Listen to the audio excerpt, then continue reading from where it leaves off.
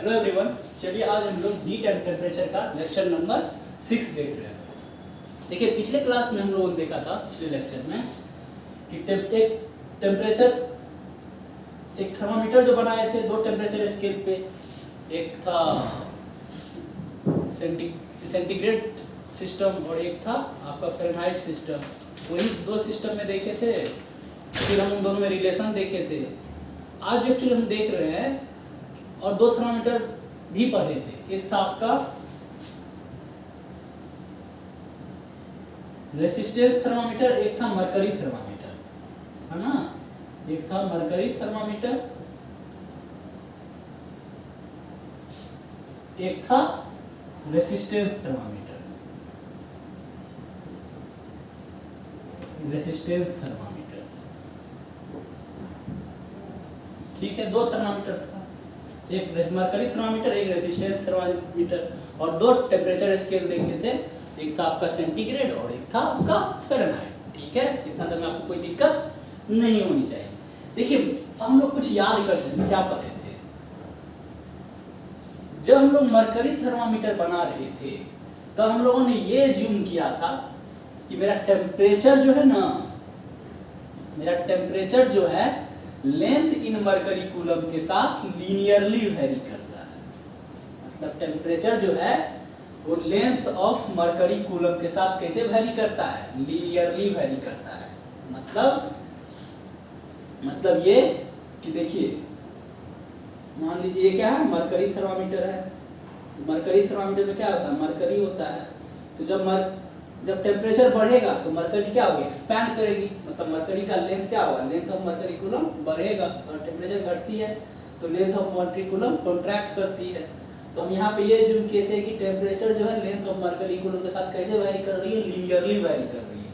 मतलब unit length, अगर length of mercury में यूनिट चेंज होगा तो टेम्परेचर में भी जो चेंज हो रहा होगा, अगर हम मान लीजिए, एक मिनट इसको अच्छे से समझ लीजिए कि अगर लेंथ ऑफ मरकरी में मान लीजिए लीनियरली वेरी करने का क्या मतलब हुआ। देखिए अगर लेंथ ऑफ मरकरी कूलम में मान लीजिए 2 मिलीमीटर बढ़ा, तब मरकरी कूलम का लेंथ कितना बढ़ा, 2 मिलीमीटर बढ़ा। टेम्परेचर मान लेते इंक्रीज किया 4 डिग्री सेंटीग्रेड। तो यहाँ भी देखेंगे तो फिर लेंथ ऑफ मरकरी में अगर 2 मिलीमीटर बढ़ाएंगे तो फिर टेम्परेचर 4 मिलीमीटर ही, 4 डिग्री सेंटीग्रेड ही इंक्रीज करेगा। अगर फिर हम लेंथ ऑफ मरकरी कूलम अगर 2 मिलीमीटर बढ़ेगा तो टेम्परेचर फिर 4 डिग्री सेंटीग्रेड ही इंक्रीज करेगा। इसका मतलब इक्वल, अगर लेंथ ऑफ मरकरी में इक्वल इंक्रीज होता है तो टेम्परेचर में भी क्या होगा, इक्वल इंक्रीज होगा। ठीक है, देखिए लेंथ ऑफ मरकरी में अगर इक्वल इंक्रीज कर रहे हैं तो टेम्परेचर भी क्या हो रहा है, इक्वल वही अमाउंट से बढ़ रहा है। ऐसा नहीं है कि length of mercury equal increase कर रहे हैं तो कहीं पे टेम्परेचर ज्यादा बढ़ गया और कहीं पे कम बढ़ा, ऐसा नहीं हो रहा है। अगर length of mercury equal increase किए तो टेम्परेचर भी इक्वल इंक्रीज होगा। ये कब होता है, अगर ये कब होगा, अगर टेम्परेचर और लेंथ ऑफ मरकरी के बीच में कैसा ग्राफ हो, लीनियर ग्राफ हो। और यहाँ पे तो हम लोग माने थे कि टेम्परेचर और लेंथ ऑफ मरकरी के, टेम्परेचर और लेंथ ऑफ मरकरी कूलम का ग्राफ कैसा है, लीनियर है। यही मान के हम लोग ये टेम्परेचर स्केल बनाए थे। और यहाँ पे अगर सेंटीग्रेड सिस्टम की बात करें तो आइस पॉइंट का वैल्यू क्या लिए थे, 0 डिग्री सेंटीग्रेड, और स्टील पॉइंट का वैल्यू क्या लिए थे, 100 डिग्री सेंटीग्रेड। ये किस सिस्टम में, सेंटीग्रेड सिस्टम। अब देखिए रेसिस्टेंस थर्मामीटर। रेसिस्टेंस थर्मामीटर में भी हम लोगों ने क्या ज्यूम किया था कि टेम्परेचर जो है वो रेसिस्टेंस ऑफ मेटल के साथ कैसा वेरी करता है, लीनियर वेरी करता है। मतलब अगर रेसिस्टेंस में इक्वल इंक्रीज होगा तो टेम्परेचर भी क्या होगी, इक्वल इंक्रीज करेगी। जैसे कि मान लीजिए अगर रेसिस्टेंस में 5 ओम का इंक्रीज हो रहा है, ठीक है, तो टेम्परेचर मान लीजिए बढ़ रही कितना से, 2 डिग्री सेंटीग्रेड से। फिर अगर हम लोग यहाँ पे रेसिस्टेंस में 5 ओम इंक्रीज करेंगे तो टेम्परेचर कितना से बढ़ेगी, 2 डिग्री सेंटीग्रेड से। अगर हम लोग फिर रेसिस्टेंस में 5 ओम से इंक्रीज करेंगे तो टेम्परेचर कितना से बढ़ेगी, 2 डिग्री सेंटीग्रेड से। तो समझ में आ रहा है कि लीनियर में क्या होता है। लीनियर में क्या होता है कि अगर हम लोग एक क्वांटिटी, जैसे कि एक्स एक्सिस पे क्या क्वांटिटी है, रेसिस्टेंस है, तो रेसिस्टेंस में अगर इक्वल इंक्रीमेंट करते हैं या इक्वल चेंज करते हैं तो टेम्परेचर में भी हर एक जगह क्या होता है, इक्वल चेंज होता है। ये कब होता है, जब दो क्वांटिटी के बीच में, या दो क्वांटिटी यहाँ पे क्या है, टेम्परेचर और रेसिस्टेंस के बीच में कैसा ग्राफ हो, लीनियर हो। और यहाँ पे हम लोग तो एजम्पशन लिए थे कि मेरा टेम्परेचर और रेसिस्टेंस के बीच में कैसा ग्राफ है, लीनियर है। और इसी के बेसिस पे हम लोगों ने कौन सा थर्मामीटर बनाया था, रेसिस्टेंस थर्मामीटर बनाया था। देखिए तो यहाँ पे भी अगर रेसिस्टेंस थर्मामीटर में भी अगर हम लोग सेंटीग्रेड सिस्टम की बात करें, ठीक है, अगर सेंटीग्रेड सिस्टम की बात करें तो यहाँ पे आइस पॉइंट का वैल्यू क्या लेते हैं, 0 डिग्री सेंटीग्रेड, ठीक है। और स्टीम पॉइंट की का वैल्यू क्या लेते हैं, 100 डिग्री सेंटीग्रेड, ठीक है। तो देखिए यहाँ पे आइस पॉइंट मरकरी थर्मामीटर में, देखिए टेम्परेचर जो है आइस पॉइंट पे मरकरी थर्मामीटर और रेसिस्टेंस थर्मामीटर में आपको सेम वैल्यू बताएगा। इसको ध्यान से समझिए कि मरकरी थर्मामीटर में आइस पॉइंट और रेसिस्टेंस थर्मामीटर में आइस पॉइंट का सेम टेम्परेचर है। मरकरी थर्मामीटर में स्टीम पॉइंट और रेसिस्टेंस थर्मामीटर में स्टीम पॉइंट पे सेम टेम्परेचर है, 100, यहाँ पे 0, ठीक है।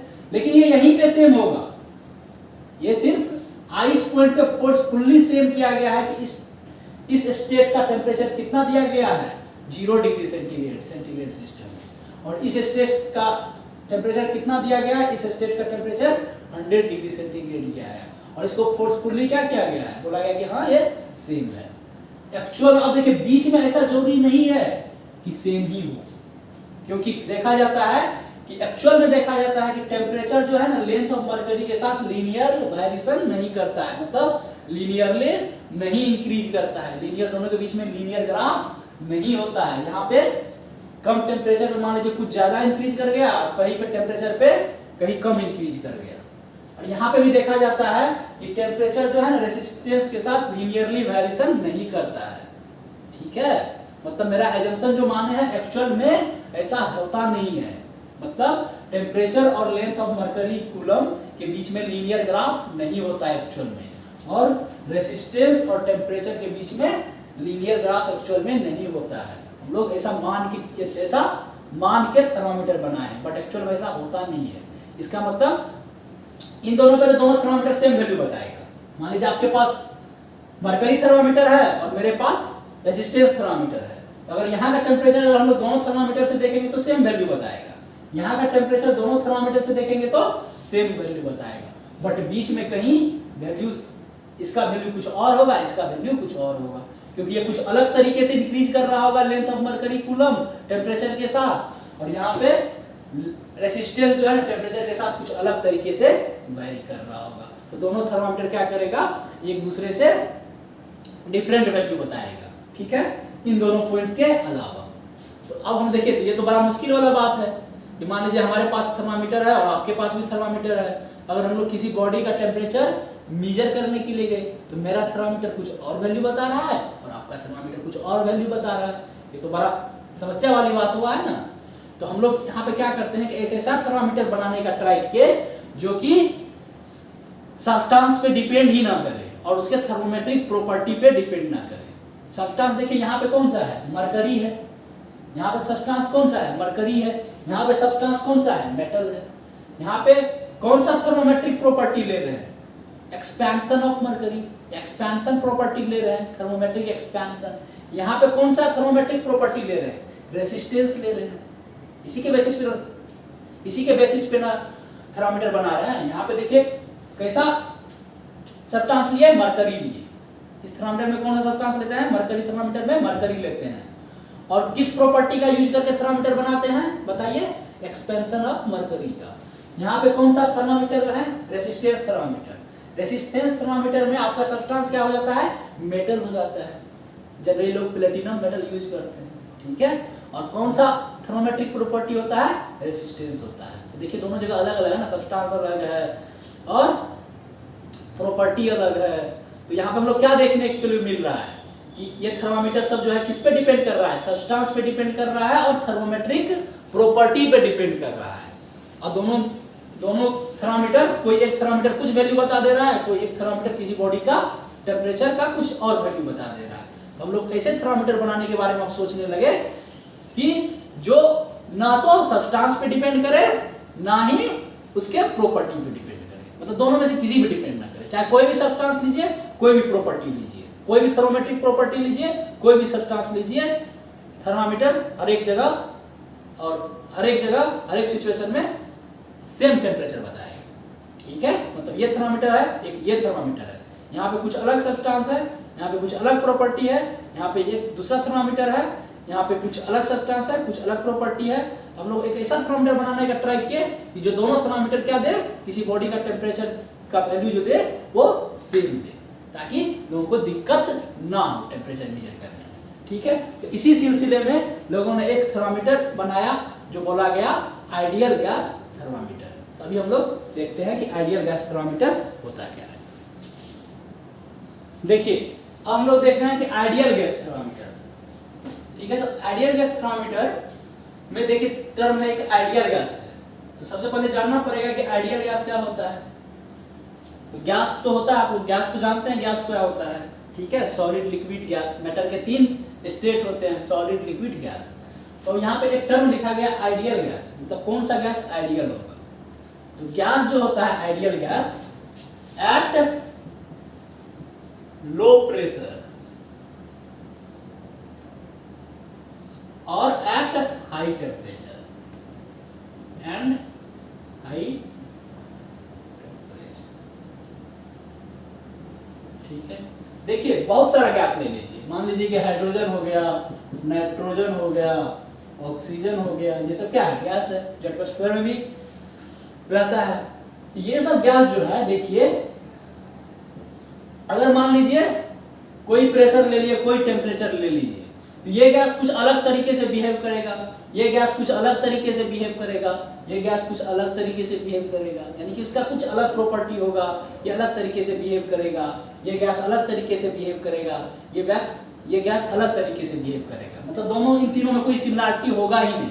एक रैंडम मान लीजिए ना, कोई रैंडम प्रेशर ले लीजिए, कोई रैंडम टेम्परेचर ले लीजिए, वहां पे देखिएगा इस गैस का बिहेवियर, इस गैस का बिहेवियर, इस गैस का बिहेवियर अलग अलग होगा। मतलब कोई दोनों में सिमिलरिटी नहीं होगा, इन तीनों में कोई सिमिलरिटी नहीं होगा। या कोई और गैस ले लीजिए, तो कोई भी टेम्परेचर प्रेशर पे देखिएगा, यानी कि रैंडम टेम्परेचर और रैंडम प्रेशर पे देखिएगा, इन चारों गैस का बिहेवियर क्या होगा, अलग अलग होगा। लेकिन अगर हम लोग हर एक गैस का प्रेशर क्या कर दे, बहुत कम कर दे, अगर हम लोग हर एक गैस का प्रेशर क्या कर दे, बहुत कम कर दे, और उसका टेम्परेचर भी क्या कर दे, बहुत ज्यादा कर दे। अगर कोई इस गैस का प्रेशर क्या कर दीजिए, बहुत कम कर दीजिए, और टेम्परेचर बहुत ज्यादा कर दीजिए, तो उस केस में क्या होता है कि हर एक गैस का बिहेवियर क्या हो जाता है, लगभग सिमिलर हो जाता है। मतलब हर एक गैस सिमिलर तरीके से बिहेव करता है। ठीक है, ऐसा नहीं है कि कोई अलग तरीके से बिहेव करेगा, कोई अलग तरीके से बिहेव करेगा, नहीं। Eight low pressure, eight high temperature पे क्या होता है कि हर एक गैस जो होता है वो सेम तरीके से बिहेव करता है, मतलब उसका बिहेवियर क्या हो जाता है, सेम हो जाता है। ठीक है, तो at low temperature, eight high temperature पे गैस को क्या बोला जाता है, गैस को क्या बोला जाता है, गैसेस को क्या बोला जाता है, आइडियल गैस। समझ में आया, यानी कोई भी गैस है eight low pressure and eight high temperature पे उस गैस को क्या बोलेंगे, आइडियल गैस बोलेंगे। और आइडियल गैस में क्या होता है, यानी और 10 आइडियल गैस है तो 10 का बिहेवियर क्या होता है, सिमिलर होता है। मतलब वो एक तरीके से बिहेव करता है, ऐसा नहीं है कि वो ये अलग तरीके से बिहेव करेगा, ये अलग तरीके से बिहेव करेगा, नहीं, दोनों गैस सेम तरीके से बिहेव करता है। ठीक है, मतलब हर एक गैस, अगर हर एक 5 आइडियल गैस है तो पांचों आइडियल गैस सेम तरीके से बिहेव करेगा। मतलब हर एक आइडियल गैस के लिए एक ही इक्वेशन होगा। सेम तरीके से बिहेव करने का मतलब हुआ कि हर एक आइडियल गैस क्या होगा, हर एक आइडियल गैस का एक ही इक्वेशन से काम चल जाएगा। मतलब हर एक आइडियल गैस का इक्वेशन क्या होगा, एक ही होगा। ऐसा नहीं है कि हाइड्रोजन के लिए अलग इक्वेशन लिखेंगे, हीलियम के लिए अलग इक्वेशन लिखेंगे और नाइट्रोजन के लिए अलग इक्वेशन लिखेंगे, नहीं। आइडियल गैस में कोई भी गैस है, अगर वो आइडियल है मतलब वो लो प्रेशर पे है और हाई टेम्परेचर पे है, तो हर एक आइडियल गैस के लिए हम लोग सेम इक्वेशन लिखेंगे। और वो इक्वेशन क्या है, PV equal to nRT।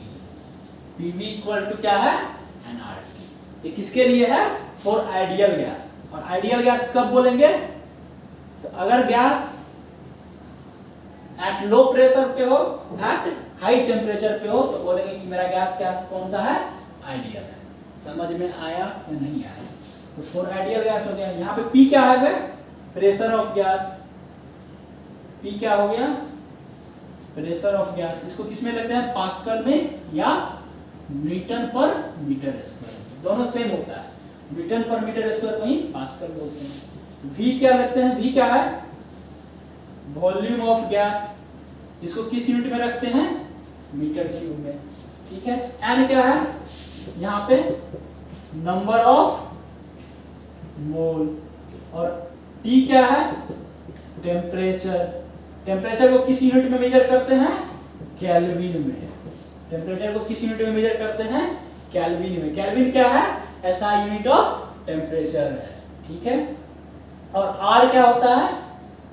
Universal gas constant. L क्या होता है? Universal gas constant. और इसका वैल्यू क्या होता है? 8.314 जूल पर मोल पर केल्विन। ठीक है। इसका वैल्यू क्या होता है? 8.314 जूल पर मोल पर केल्विन। समझ में आ गया? देखिए यहाँ पे टेम्परेचर क्या हो गया? टेम्परेचर को केल्विन यूनिट में रखेंगे। R क्या होता है? यूनिवर्सल गैस कांस्टेंट होता है। इसका वैल्यू 8.314 जूल पर मोल पर केल्विन। ये N हो गया नंबर ऑफ मोल। गैस का कितना नंबर ऑफ मोल है? V क्या हो गया? Volume of gas. P क्या हो गया? Pressure of gas. ठीक है। ये किसके लिए इक्वेशन है? आइडियल गैस के लिए इक्वेशन है। मान लीजिए कि हमारे पास एक कंटेनर है। ठीक है। इसमें आइडियल गैस भरा हुआ है। कितना आइडियल गैस भरा हुआ है? N मोल आइडियल गैस भरा हुआ है। इस गैस में प्रेशर P है। इस कंटेनर में गैस का प्रेशर P है। इस गैस का वॉल्यूम V है। इस गैस का टेम्परेचर T है। ये केल्विन में है, ये मीटर क्यूब में है, ये पास्कल में है। मोल तो नंबर ऑफ मोल है, नंबर का कोई यूनिट थोड़े होता है। ठीक है। तो इसका इक्वेशन क्या आएगा? PV = nRT। इन सब में क्या रिलेशन आएगा? PV = nRT। यहाँ पे R क्या है? यूनिवर्सल गैस कांस्टेंट है, जिसका वैल्यू 8.314 जूल पर मोल पर केल्विन। ठीक है। अब देखिए यहाँ पे एक टर्म लिखा हुआ है केल्विन। तो केल्विन क्या होता है? टेम्परेचर का SI यूनिट होता है। जैसे कि टेम्परेचर को मेजर करते हैं किसमें? अभी तक जो आप लोग देख रहे थे सेंटीग्रेड में, फ़ारेनहाइट में, उसी तरह से टेम्परेचर को केल्विन यूनिट में ही मेजर करते हैं, जो कि आगे देखेंगे। तो टेम्परेचर का SI यूनिट क्या होता है? Kelvin. SI unit of temperature क्या होता है? SI यूनिट ऑफ टेम्परेचर क्या होता है? होता है केल्विन होता है।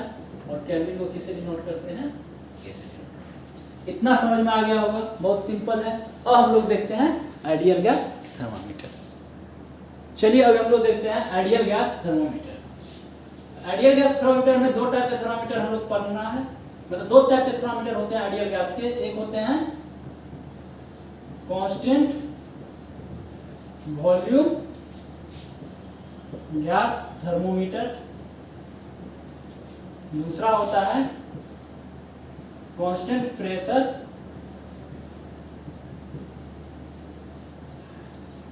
Gas thermometer. ठीक है। देखिए कांस्टेंट प्रेशर गैस थर्मोमीटर से कोई क्वेश्चन आता नहीं है, आप लोग के बोर्ड में भी कहीं पूछेगा नहीं। ठीक है। तो इसको पढ़ने का कोई फायदा है नहीं। तो हम लोग बस किसको पढ़ लेते हैं? Constant volume gas thermometer. इसी से क्वेश्चन पूछ सकता है, पूछेगा तो, वैसे नहीं पूछेगा। ठीक है। तो बस इसके बारे में जान लेते हैं, थोड़ा बहुत हो गया। ठीक है। तो कांस्टेंट वॉल्यूम गैस थर्मोमीटर, जैसा कि यहाँ पे लिखा हुआ है कि गैस का वॉल्यूम क्या होगा? कांस्टेंट होगा। इस थर्मामीटर में गैस का वॉल्यूम क्या होगा? कांस्टेंट होगा। मतलब गैस का वॉल्यूम जो होगा वो चेंज नहीं होगा। थर्मामीटर में गैस का जो वॉल्यूम होगा वो चेंज नहीं होगा। तो मान लीजिए कि हमारे पास एक वेसल है। हमारे पास क्या है? एक वेसल है। इसमें क्या लिखा हुआ है? गैस रखा हुआ है। ठीक है। गैस रखा हुआ। कितना मोल गैस है? N मोल गैस है। और इसका वॉल्यूम क्या है? V है गैस का, प्रेशर P है, टेम्परेचर T है। तो आइडियल गैस इक्वेशन क्या रखा हुआ? आइडियल गैस इक्वेशन क्या होगा? ये कौन सा गैस है? आइडियल गैस के लिए देख रहे हैं। तो आइडियल गैस का इक्वेशन क्या होता है? PV = nRT होता है ना। अब देखिए अगर गैस का वॉल्यूम कांस्टेंट हो जाए और गैस कोई भी गैस मॉलिक्यूल भाग नहीं रहा है, कोई भी गैस मॉलिक्यूल भाग नहीं रहा है, इसका मतलब क्या होगा? कि मोल ऑफ गैस भी क्या है? कांस्टेंट है। नहीं समझ में आया? गैस का कोई भी मॉलिक्यूल भाग नहीं रहा है, मतलब कहीं जा नहीं रहा है, इसका मतलब अगर गैस का मॉलिक्यूल कहीं जा नहीं रहा है, इसका मतलब number of mole of gas क्या है, वो भी कांस्टेंट है। क्योंकि समझ लीजिए इसे, अगर मान लीजिए गैस का मॉलिक्यूल भाग गया, इसका मतलब number of mole of gas क्या हो जाएगा, कम हो जाएगा। और गैस का मॉलिक्यूल कहीं से आ गया, मतलब ज्यादा गैस हो गया, मतलब नंबर ऑफ मोल गैस क्या हो गया, ज्यादा हो गया। लेकिन यहाँ पे क्या है कि गैस का मॉलिक्यूल ना कहीं जा रहा है, यानी कहीं भाग नहीं रहा है, मतलब इस कंटेनर में number of mole of gas क्या है, कांस्टेंट है, मतलब n क्या है, कांस्टेंट है। और आपको गिवन है कि वॉल्यूम क्या रहना चाहिए, कांस्टेंट रहना चाहिए। तो अगर वॉल्यूम क्या हो, कांस्टेंट हो, ठीक है, और वॉल्यूम कांस्टेंट हो। अब देखिए V भी कांस्टेंट एंड आर टी, देखिए यहाँ से क्या लिख सकते हैं, P equal to N R by V into T, इस V को इधर लेके आ गए। अब देखिए यहाँ पे N भी कांस्टेंट, R तो कांस्टेंट है, वो तो यूनिवर्सल गैस कांस्टेंट है, और V आपको कांस्टेंट है। तो P इक्वल टू क्या आ गया, Cp। यहाँ पे NR, यहाँ पे क्या है, NR अपॉन V, ये क्या होगा, इसको मान लीजिए कि इसका जो वैल्यू कैलकुलेट करके आएगा C आएगा। तो ये कांस्टेंट है, N कांस्टेंट, R कांस्टेंट, तो NR कांस्टेंट, V भी कांस्टेंट। तो कांस्टेंट में कांस्टेंट से डिवाइड करेंगे तो जो आएगा कुछ कांस्टेंट, उसका वैल्यू मान लीजिए C है। तो P इक्वल टू क्या आ गया, Cp आ गया। इसका मतलब P डायरेक्टली प्रोपोर्शनल टू क्या आ गया, Cp नहीं Ct। तो P डायरेक्टली प्रोपोर्शनल टू क्या आ गया, T आ गया। P डायरेक्टली प्रोपोर्शनल टू क्या आ गया, T आ गया। समझ में आया कि नहीं आया, इतना आपको समझ में आ गया होगा। अब देखिए P directly proportional to T आया, ठीक है। अब देखिए मान लीजिए ना, पहले ये समझ लीजिए कि वहां पे क्या करते थे, मरकरी थर्मामीटर में हम लोग क्या करते थे, आइस पॉइंट का वैल्यू क्या लेते थे, 0 डिग्री सेंटीग्रेड लेते थे, और आइस स्टीम पॉइंट का वैल्यू 100 डिग्री सेंटीग्रेड लेते थे। तो एक्चुअल में वो जो स्टेट था, आइस पॉइंट और स्टीम पॉइंट, वो दो चीज पे डिपेंड करता है, एक टेम्परेचर एक प्रेशर। वहां पे जो टेम्परेचर का जो वैल्यू है ना 0, और आइस पॉइंट का टेम्परेचर का वैल्यू जो 0 है वो 1 एटमॉस्फेरिक प्रेशर पे है, ठीक है। और स्टीम पॉइंट का जो वैल्यू है आपका 100 डिग्री सेंटीग्रेड, वो भी 1 एटमॉस्फेरिक पॉइंट, 1 एटमॉस्फेरिक प्रेशर पे है, ठीक है। अगर प्रेशर चेंज हो जाएगा तो वो वैल्यू भी चेंज हो जाएगा। मतलब अगर मान लीजिए एक जगह से दूसरे जगह पे, वहां पे प्रेशर कुछ है, वहां पे प्रेशर कुछ है, तो वैल्यू भी क्या हो जाएगा, चेंज हो जाएगा। तो उस थर्मामीटर में ये भी दिक्कत था, इसीलिए यहाँ पे क्या किया गया, थर्मामीटर को पूरा ठीक करने के लिए एक ऐसा स्टेट चुना गया जो कि कंप्लीटली फिक्स्ड हो। मतलब अगर आप कहीं भी जाइएगा वो फिक्स्ड ही रहेगा, वो चेंज नहीं होगा, वो स्टेट चेंज नहीं होगा। तो ऐसा ही फिक्स्ड पॉइंट है ट्रिपल पॉइंट ऑफ वाटर। क्या है, ट्रिपल पॉइंट ऑफ वाटर। तो ट्रिपल पॉइंट ऑफ वाटर क्या होता है, एक स्टेट है, ट्रिपल पॉइंट ऑफ वाटर। देखिए ट्रिपल पॉइंट वाटर क्या है कि एक स्टेट है, मतलब एक सिचुएशन है जहां पे क्या होता है कि आइस, वाटर और स्टीम, मतलब वाटर का तीनों phase, solid phase, liquid phase और गैस फेज, तीनों क्या चीज में रहता है, इक्विलिब्रियम में रहता है। मतलब तीनों फेज एग्जिस्ट करता है, तीनों फेज क्या करता है, एग्जिस्ट करता है। और बोला गया कि इस पॉइंट का टेम्परेचर होगा मेरा 273.16 केल्विन, 273.16 केल्विन, ठीक है। ये बोला गया कि इस पॉइंट का टेम्परेचर क्या होगा, 273.16 केल्विन। ये फिक्स है, ये जो है यहाँ पे ट्रिपल पॉइंट का प्रेशर भी फिक्स हो जाता है, टेम्परेचर भी फिक्स हो जाता है। तो ट्रिपल पॉइंट वाटर जो है फिक्स्ड पॉइंट है, ये कहीं भी जाइएगा तो वो ना ही प्रेशर पे डिपेंड करता है, ना ही टेम्परेचर पे डिपेंड करता है, ये पूरा फिक्स है, प्रेशर भी फिक्स रहता है, ठीक है।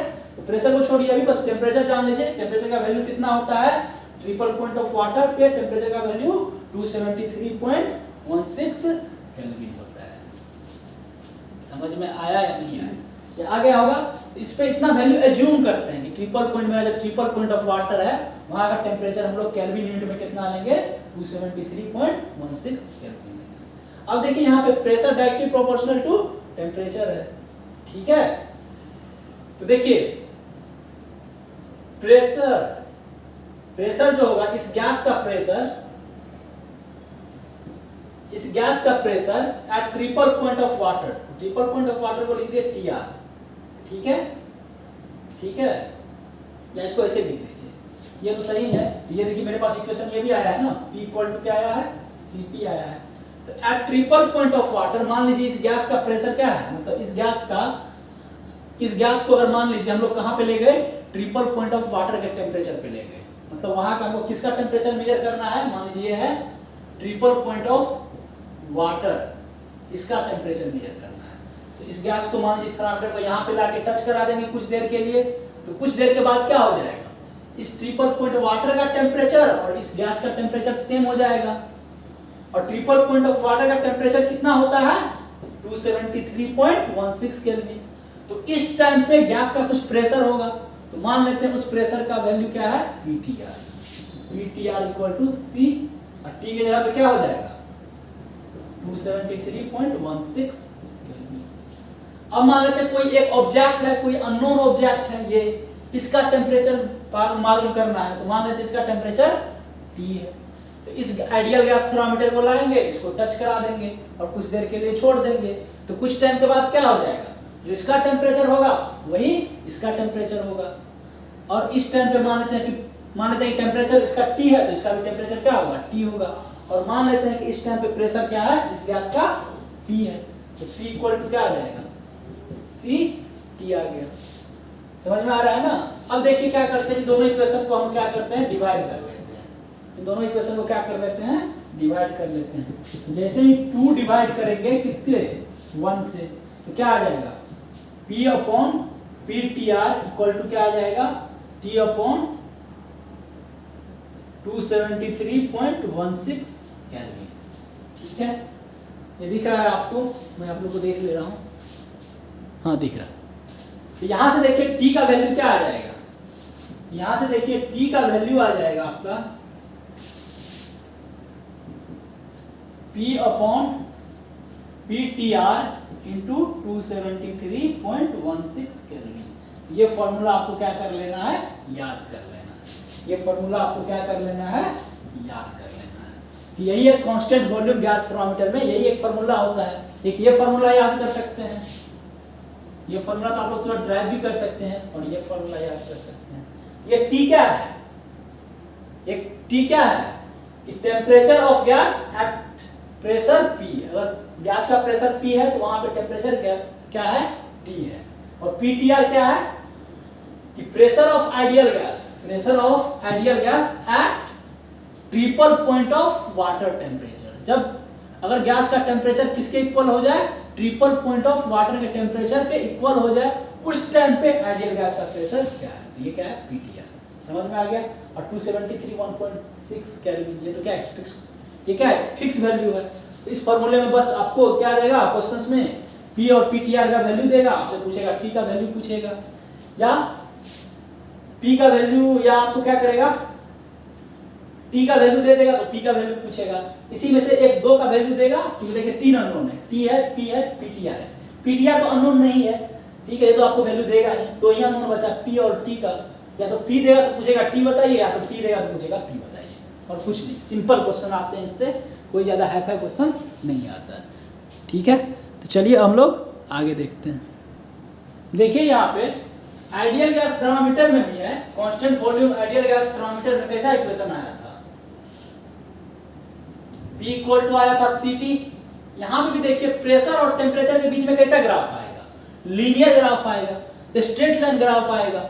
याद कीजिए centigrade system and, centigrade system नहीं, क्या चीज, मरकरी थर्मामीटर और रेजिस्टेंस थर्मामीटर।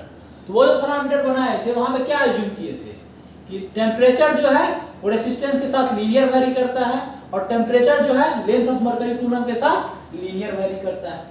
यहाँ पे भी देखिए टेम्परेचर जो है प्रेशर के साथ कैसा वैरी करेगा, लीनियर वैरी करेगा। टेम्परेचर जो है प्रेशर ऑफ आइडियल गैस के साथ कैसे वैरी करेगा, लीनियर वैरी करेगा। तो देखिए तो यहाँ पे भी वो फॉर्मूला वैलिड हो सकता है। कौन सा formula, T equal to P minus P0 upon P100 minus P0 into 100 degree centigrade system. ये फॉर्मूला वैलिड हो जाएगा। क्योंकि वहां पे जो एजम्पशन था वहां पे ये एजम्पशन ऑटोमेटिक आ गया इस इक्वेशन में, तो ये फॉर्मूला वैलिड हो जाएगा। P minus P zero upon P100 minus P0 into 100 degree centigrade. यहाँ पे P क्या है? Pressure of ideal gas eight T degree centigrade, pressure of ideal gas eight T degree centigrade. P0 क्या है? Pressure of ideal gas eight ice point. P100 क्या है? Pressure of ideal gas eight steam. ठीक है, simple है। चलिए अब आगे देखते हैं। चलिए अब देखते हैं सेल्सियस टेम्परेचर स्केल। ये बहुत सिमिलर है किसके? सेंटीग्रेड सिस्टम के साथ, यानी जैसा सेंटीग्रेड सिस्टम है वैसा ही सेल्सियस टेम्परेचर स्केल भी है। देखिए इसमें क्या होता है कि इसमें आइस पॉइंट का वैल्यू लेते हैं 0 डिग्री सेंटीग्रेड और स्टीम पॉइंट का वैल्यू कितना लेते हैं? 100 डिग्री सेंटीग्रेड। बस आपको ये याद रखिए, आपका सारा काम हो जाएगा। सेल्सियस टेम्परेचर स्केल में आइस पॉइंट का वैल्यू कितना लेते हैं, मतलब आइस पॉइंट का टेम्परेचर कितना लेते हैं? 0 डिग्री सेल्सियस, और स्टीम पॉइंट का टेम्परेचर कितना लेते हैं? 100 डिग्री सेल्सियस। ठीक है, तो सिमिलर है, सेंटीग्रेड में भी यही करते थे, यहाँ पे भी कुछ अलग नाम दे दिया गया और यही करते हैं। ये बस यहाँ पे आइडियल गैस के लिए लाया गया है। यहाँ पे क्या किया गया? आइडियल गैस के लिए लाया गया है, constant volume ideal gas thermometer या गैस थर्मामीटर के लिए ये चीज लाया गया है। तो सेंटीग्रेड का आप समझिए ना कि सेंटीग्रेड जैसा सेंटीग्रेड था वैसा ही सेल्सियस है। सेंटीग्रेड में भी आइस पॉइंट का टेम्परेचर 0 डिग्री लेते थे, 0 डिग्री सेंटीग्रेड लेते थे, और स्टीम पॉइंट का टेम्परेचर 100 डिग्री सेंटीग्रेड लेते थे। सेल्सियस टेम्परेचर स्केल में क्या करेंगे? आइस पॉइंट का temperature 0 degree centigrade, 0 degree Celsius, और स्टीम पॉइंट का टेम्परेचर 100 डिग्री सेंटीग्रेड से 100 डिग्री सेल्सियस। यहाँ पर बस सेंटीग्रेड का नाम क्या हो जाएगा? सेल्सियस हो जाएगा। चलिए अब हम लोग रिलेशन देख लेते हैं किसके किसके बीच में? सेंटीग्रेड सिस्टम या centigrade temperature scale, Fahrenheit temperature scale और केल्विन टेम्परेचर स्केल। देखिए सेंटीग्रेड टेम्परेचर स्केल में आइस पॉइंट का वैल्यू कितना लेते हैं? 0 डिग्री सेंटीग्रेड, और स्टीम पॉइंट का वैल्यू 100 डिग्री सेंटीग्रेड। ठीक है, ये क्या है? ये है सेंटीग्रेड सिस्टम। फ़ारेनहाइट सिस्टम में आइस पॉइंट का वैल्यू 32 डिग्री फ़ारेनहाइट, और स्टीम पॉइंट का वैल्यू 212 डिग्री फ़ारेनहाइट। ठीक है, और केल्विन टेम्परेचर स्केल में आइस पॉइंट का वैल्यू कितना लेते हैं? 273.15 केल्विन, और इसका 373.15 केल्विन। ठीक है, अब बताइए इन तीनों में रिलेशन कैसे निकालेंगे? तो बताए थे तरीका। इसका मान लीजिए यहाँ का टेम्परेचर C, यहाँ का टेम्परेचर F, यहाँ का टेम्परेचर K।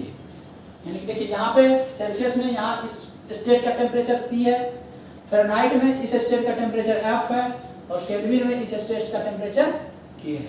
इन तीनों में क्या रिलेशन होगा? तो कैसे करते हैं?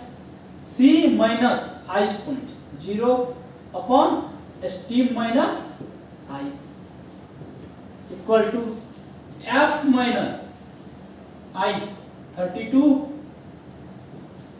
ये 0 डिग्री सेंटीग्रेड, ये degree centigrade, F minus 32 degree Fahrenheit upon 212 degree Fahrenheit minus 32 degree Fahrenheit. यही करते हैं, या इसको ऐसे कर देंगे, सिंपल लिख दीजिए, डिग्री से सोचना क्या लगेगा। C minus ice point 0 upon steam point minus ice point 100 minus 0 equal to F minus ice 32 upon steam minus ice. ठीक है, और फिर ये ठीक बताए थे ना। फिर देखिए केल्विन आ गया, तो केल्विन में क्या? K minus ice 273.15 upon steam minus ice 373.15 minus steam minus. ठीक है, यही रिलेशन हो गया। आपको क्या करना है, ये रिलेशन कैसे याद करते हैं बता चुके हैं। तो यही हो गया आपका रिलेशन तीनों में, सेंटीग्रेड सिस्टम, फ़ारेनहाइट सिस्टम और केल्विन सिस्टम। ठीक है, कोई अगर कोई अननोन टेम्परेचर स्केल भी दिया हुआ होगा तो उसका भी निकाल सकते हैं ऐसे ही, कि बस उसका आइस पॉइंट और स्टीम पॉइंट का वैल्यू देना चाहिए, रिलेशन तो आप अपने आप निकाल लीजिएगा। उस पर हम लोग क्वेश्चंस भी कर चुके हैं, वो तो बहुत ईजी था। ठीक है, तो आज के लिए इतना ही। ठीक है, आप लोग अच्छे से पढ़िए। Thank you.